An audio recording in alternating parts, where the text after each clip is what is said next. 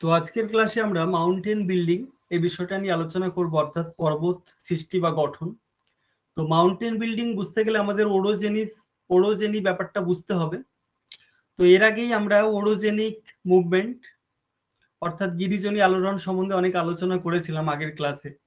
তো ওরোজেনি ব্যাপারটা কি? ওরোজেনি ব্যাপারটা গ্রিক শব্দ থেকে এসেছে দুটো, একটা ওরস এবং একটা জেনেসিস। অর্থাৎ ওরস কথার অর্থ হচ্ছে পর্বত এবং জেনেসিস কথার অর্থ হচ্ছে উৎপত্তি। অর্থাৎ যে প্রক্রিয়ায় পর্বত সৃষ্টি হচ্ছে সেটাকেই ওরোজেনিক বলা হচ্ছে।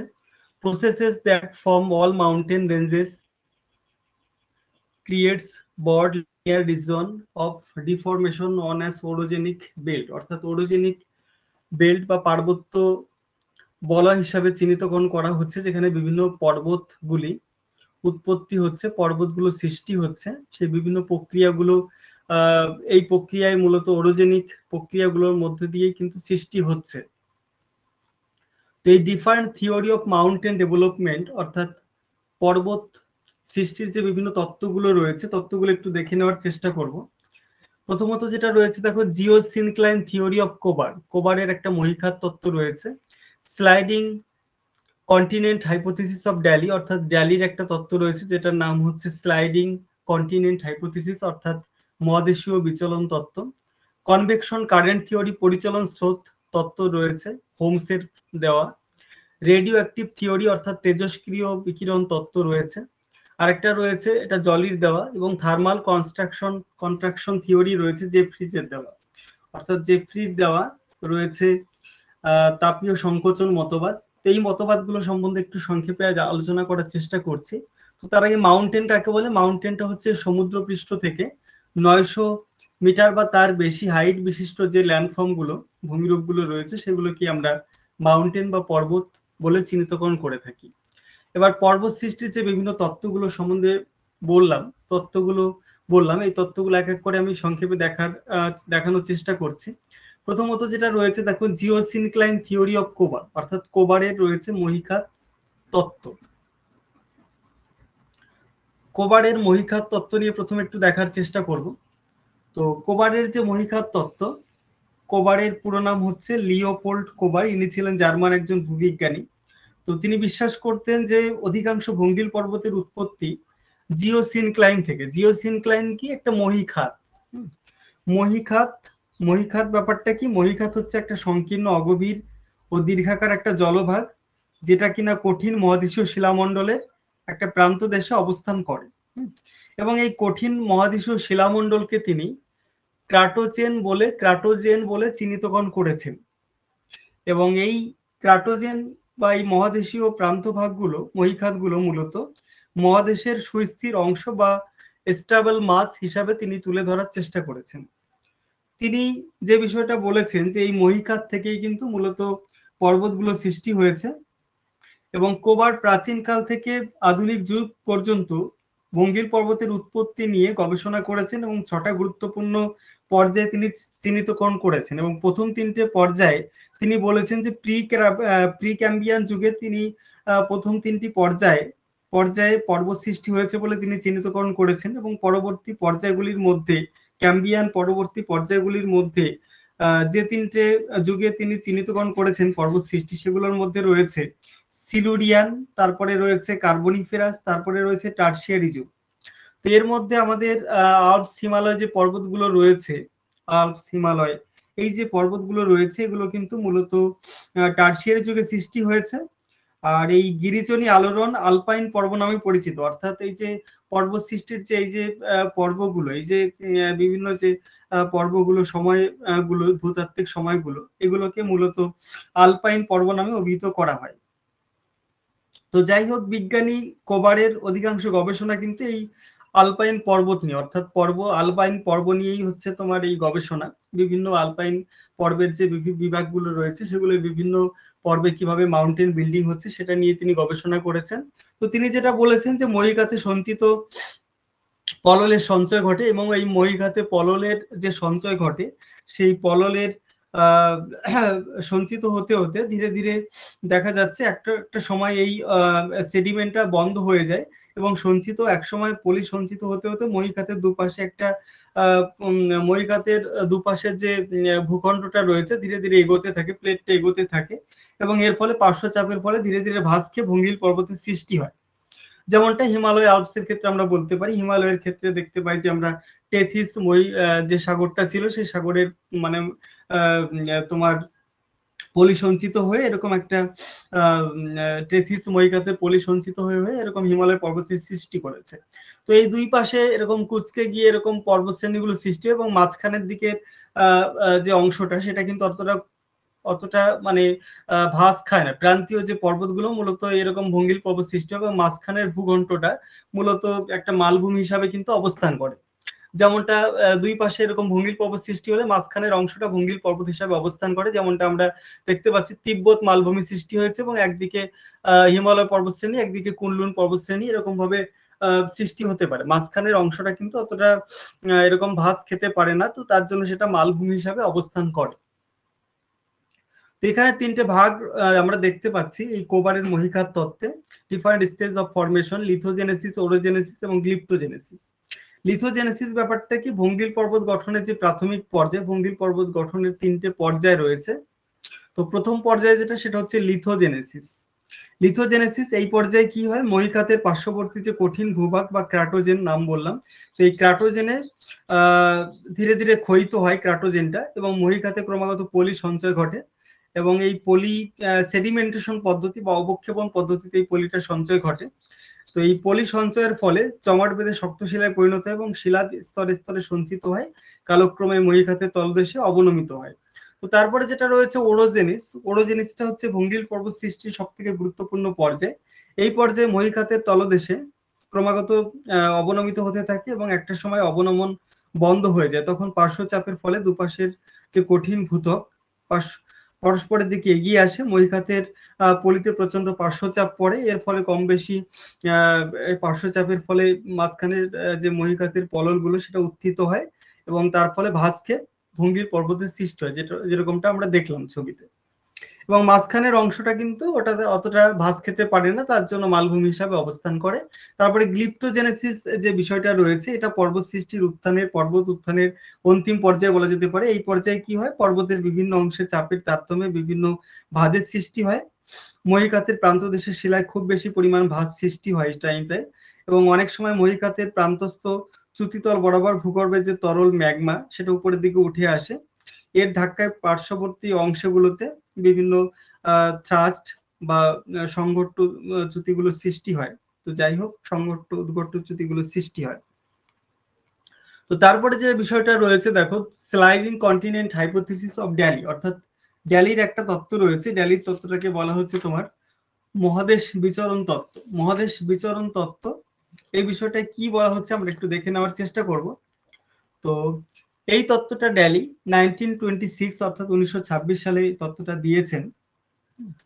তো রেজিনাল্ড এলওয়ার্থ ড্যালি তিনি 1926 এই তত্ত্বটা দিয়েছেন। এই তত্ত্বটার নাম হচ্ছে স্লাইডিং কন্টিনেন্ট হাইপোথিসিস অর্থাৎ মহাদেশ বিচরণ তত্ত্ব। তো তিনি এই তত্ত্বটা দিয়েছেন। তিনি এই তত্ত্বে উল্লেখ করেছেন যে মহীখাতে ক্রমাগত সঞ্চিত পলির চাপে মহীখাতের তলদেশ ভেঙে যায় এবং অভিকর্ষের টানে ভূ অভ্যন্তরে প্রবেশ করে এবং এই পলি ভিতরের তাপে গলে যায়, আয়তনে বাড়ে, পরে তা উত্থিত হয়ে গিয়ে পর্বত সৃষ্টি করে। এই ধারণাটাই হচ্ছে ড্যালির যে তত্ত্ব, ড্যালির যে স্লাইডিং কন্টিনেন্ট হাইপোথিসিস এর মেইন বিষয়বস্তু। তিনি কতগুলো বিষয় উল্লেখ করেছেন। রিজ ম্যাচ বলতে তিনি যেটা বোঝাচ্ছেন, ড্যালি বিশ্বাস করতেন যে অতীতের যে পৃথিবী সেখানে অনেকগুলো বৃহৎ ভূখণ্ডের অবস্থান ছিল। এগুলো হচ্ছে কঠিন কঠিন ভূখণ্ড বা রিজিড ম্যাচ, যেগুলো প্লেট বলে আমরা পরবর্তীতে উপনীত হয়েছি এবং এগুলো নিরক্ষীয় অঞ্চলে মেরুর চারিদিকে বিস্তৃত ছিল আর উত্তর দক্ষিণ দুই গোলার্ধের মধ্যে মধ্যে যেটা ছিল বিভিন্ন অবনমিত অঞ্চল বা ডিপ্রেসড এরিয়া গুলো ছিল। তো যাই হোক, এই ডিপ্রেসড এরিয়া গুলো মূলত বিভিন্ন অবনমিত অংশ, যেটা আমরা দেখতে পাই উত্তর গোলার্ধের যে অবনমিত অংশ টেথিস নামে পরিচিত ছিল। ড্যালি এদেরকে কি বলেছেন, সংকীর্ণ উপত্যকা বা এই ধরনের ডিপ্রেসড এরিয়াকে তিনি ফিউরো বা সংকীর্ণ উপত্যকা বলে তিনি চিহ্নিত করেছেন। তো যাই হোক, ড্যালির মতে এইভাবে মহীখাত বা জিওসিনক্লাইন থেকে এইভাবে মূলত পর্বত সৃষ্টি হয়। তো যাই হোক, ড্যালির যে তত্ত্ব আমরা দেখে নেওয়ার চেষ্টা করলাম, এইভাবে জিওসিনক্লাইন এখানেও মহীখাতের উল্লেখ করা হয়েছে। তো মহীখাতের বিভিন্ন তলদেশের যে পদার্থগুলো, মহীখাতের তলদেশে সঞ্চিত পদার্থগুলো ধীরে ধীরে এতটাই বাড়তে থাকে যে ভূ অভ্যন্তরে একটা অভিকর্ষ স্থান তৈরি হয়, ভূ অভ্যন্তরে প্রবেশ করে মহীখাতের সঞ্চিত পলিগুলো, এবং পরবর্তী ক্ষেত্রে সেগুলো নিচের যে তাপ, ভূ অভ্যন্তরের তাপ, সেই তাপে গলে যায়, আয়তনে বেড়ে যায়, এবং তার ফলে সেটা উত্থিত হয়ে গিয়ে পর্বত সৃষ্টি করে পরবর্তী ক্ষেত্রে।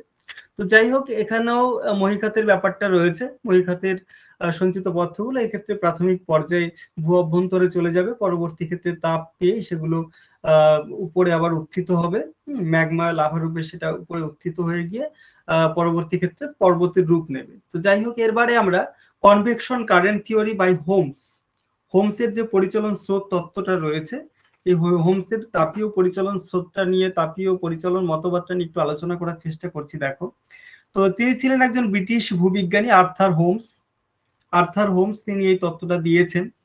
তো আর্থার হোমসের যে মেইন যে বিষয়টা রয়েছে, এখানে তিনি বলছেন ভূ অভ্যন্তরে শিলাস্তরের মধ্যে তেজস্ক্রিয় পদার্থগুলো রয়েছে, এবং তেজস্ক্রিয় পদার্থগুলো কি করে না তাপ বিকিরণ করে। তো তাপ বিকিরণের ফলে একটা পরিচলন স্রোত সৃষ্টি হয়।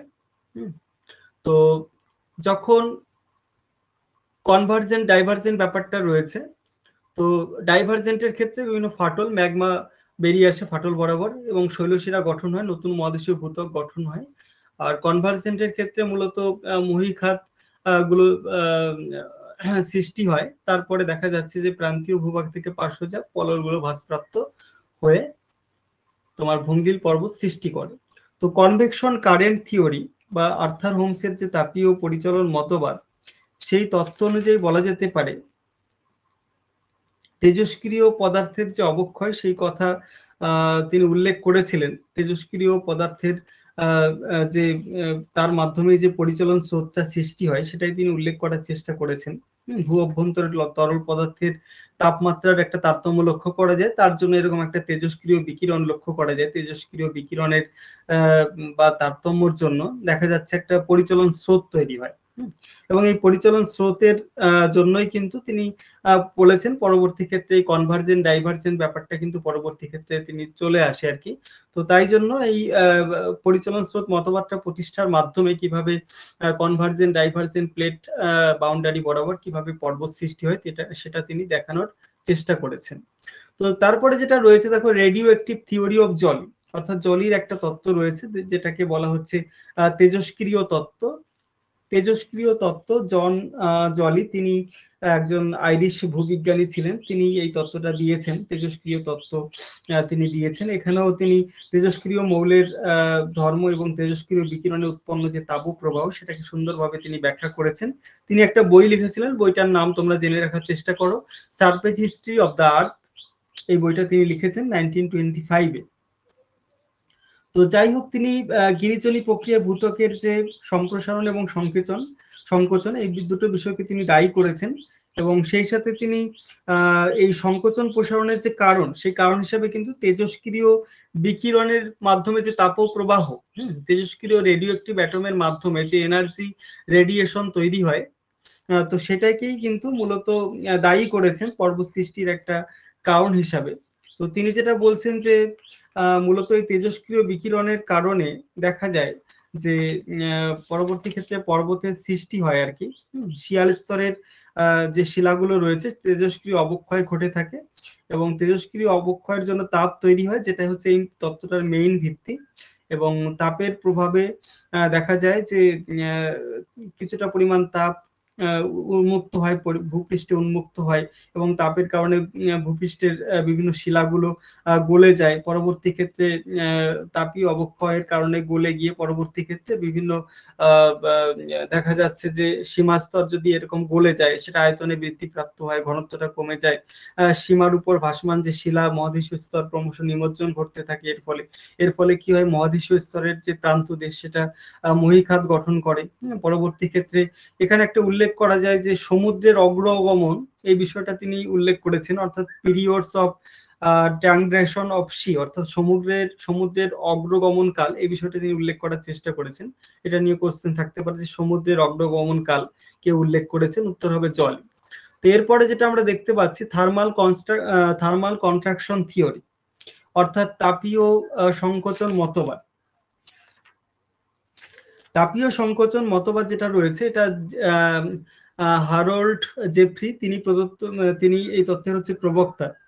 তো জেফ্রিজের এই যে তত্ত্বটা, এই তত্ত্বটা অনুযায়ী বলা যেতে পারে যে পৃথিবী প্রাথমিক অবস্থায় উত্তপ্ত অবস্থায় ছিল এবং পরবর্তীকালে শীতল এবং সংকুচিত হয়েছে।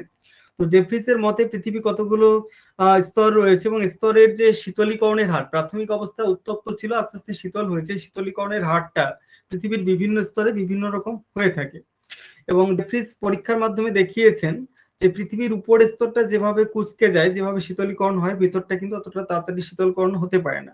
মূলত তিনি বলেছেন যে 400 কিলোমিটার পর্যন্ত পৃথিবীর স্তর মানে খুবই শীতলীকরণ হয় আর কি, আর ভিতরের স্তরটা অতটা শীতলীকরণ হতে পারে না। এই শীতলীকরণের কারণেই ভূপৃষ্ঠ কুঁচকে গিয়ে বিভিন্ন পর্বতগুলো সৃষ্টি হয় বলা যেতে পারে। তো এখানে আমরা বিভিন্ন তত্ত্বগুলো নিয়ে আলোচনা করলাম। এগুলো হচ্ছে মাউন্টেন বিল্ডিং রিলেটেড যে বিভিন্ন তত্ত্বগুলো, এই তত্ত্বগুলো নিয়ে আলোচনা করলাম। তো আজকের আলোচনা এই পর্যন্তই। পরবর্তীকালে আমরা পর্বত সৃষ্টির কিভাবে পাত সংস্থান তত্ত্বের মাধ্যমে পর্বত সৃষ্টিটা হয়, সেটা আমরা পরবর্তী ক্লাসে আমরা আলোচনা করব। তো আজকের ক্লাস এই পর্যন্তই।